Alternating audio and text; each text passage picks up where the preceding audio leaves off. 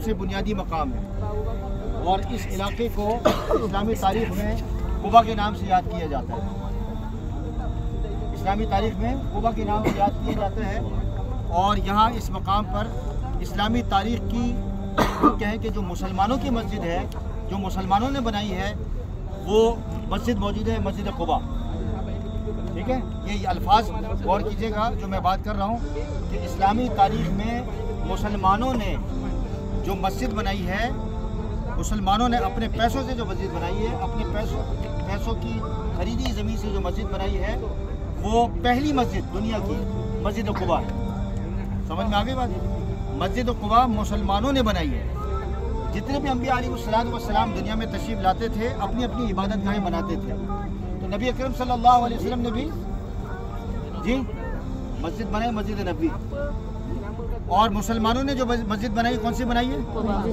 मस्जिद कुबा। तो इसकी तामीर और तोसी के सिलसिले में काफ़ी काम हुआ और इस हवाले से मैं आपके सामने मज़ीद आपके सामने अर्ज़ करता हूँ। अभी जिस जगह मौजूद है, ये आप देख रहे हैं निशान, ये पहले नहीं था, आज से तकरीबन 3-4 साल पहले। ये यूँ समझे कि ये पेंडेमिक के बाद, कोरोना के बाद ये जगह तामीर और तोसी का सिलसिला चल रहा था मस्जिद कुबा के सराउंडिंग के अंदर।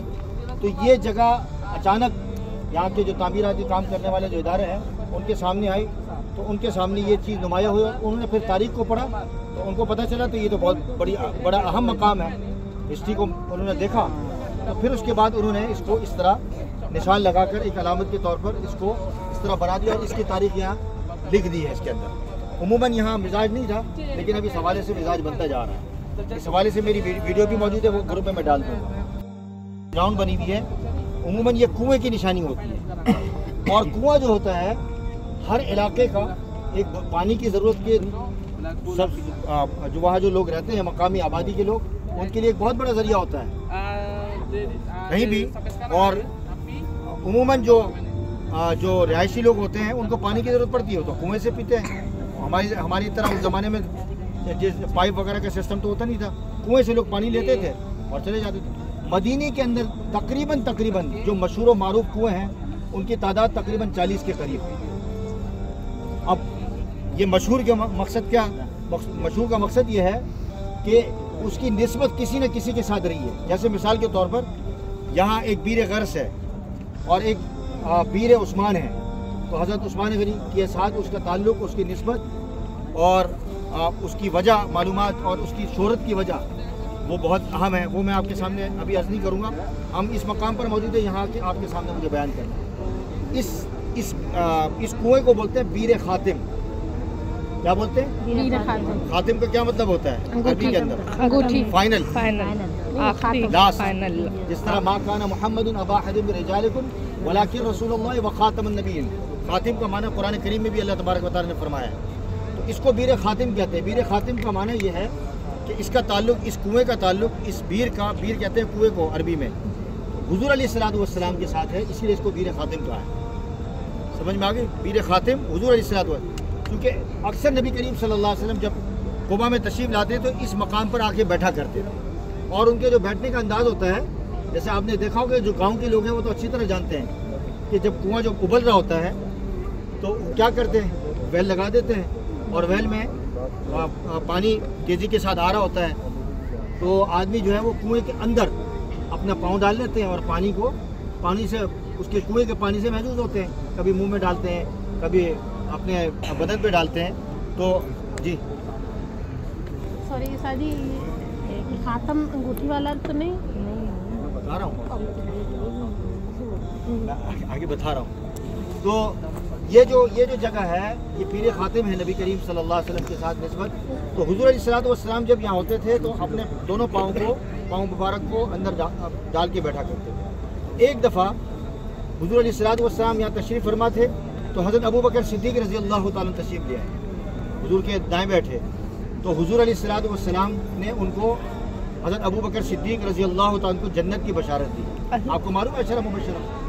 तो सबसे पहले जिनको जन्नत की बशारत दी नबी करीम सल्लल्लाहु अलैहि वसल्लम ने हज़रत अबू बकर सिद्दीक़ को दी, वो किस मकाम पर दी? बीर खातिम। इस मकाम पर, बीर खातिम पर। آپ سوچ سکتے ہیں کہ یہ بات ہم سنتے تو رہتے تھے، پڑھتے تو رہتے تھے، لیکن ہمیں یہ نہیں معلوم تھا. ٹھیک ہے. اب جیسے مقام ابراہیم ہے، آپ جائیں گے انشاءاللہ مکہ مکرمہ میں، تو مقام ابراہیم کی تاریخ کیا ہے اکثر کو نہیں پتہ. اور اکثر ہم درود شریف پڑھتے ہیں اللہم صلی علی، لیکن حضرت ابراہیم کی قبر کا پتہ ہے کہ کہاں ہے؟ کسی کو نہیں پتہ، ہمیں بھی نہیں پتہ تھا. لیکن جب ہم فلسطین گئے تو حضرت ابراہیم کی قبر کو دیکھ کر ہم حیران ہوئے کہ وہاں موجود ہے.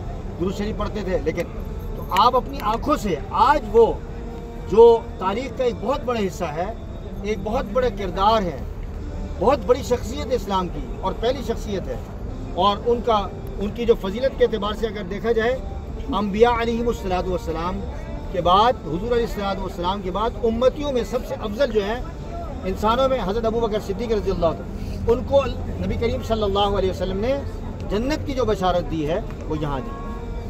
تھوڑی دیر کے بعد حضرت عمر فاروق تشریف لے آئے، وہ بھی بائیں طرف بیٹھے اور اسی طرح بیٹھے جس طرح نبی کریم صلی اللہ علیہ وسلم بیٹھے.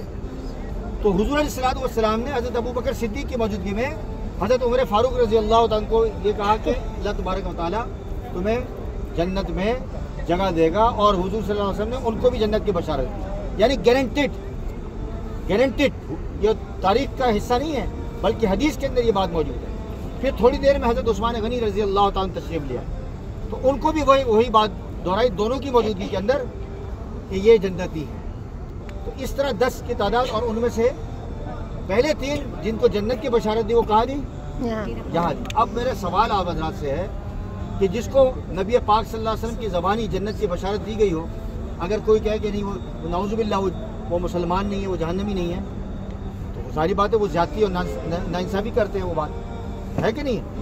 حضور علیہ السلام کہہ رہے ہیں کہ وہ جنتی ہے، اور آج کچھ ایسے لوگ ہیں جو یہ کہیں کہ جی نہیں وہ جنتی نہیں بلکہ نعوذ باللہ وہ مسلمان نہیں ہے. تو یہ مسلمانوں کے ساتھ زیادتی ہے، غلط انفارمیشن ہے ان کے پاس. ان کو اپنی انفارمیشن درست کرنی چاہیے، اصلاح کرنی چاہیے، حدیث اور قرآن و سنت کو دیکھنا چاہیے.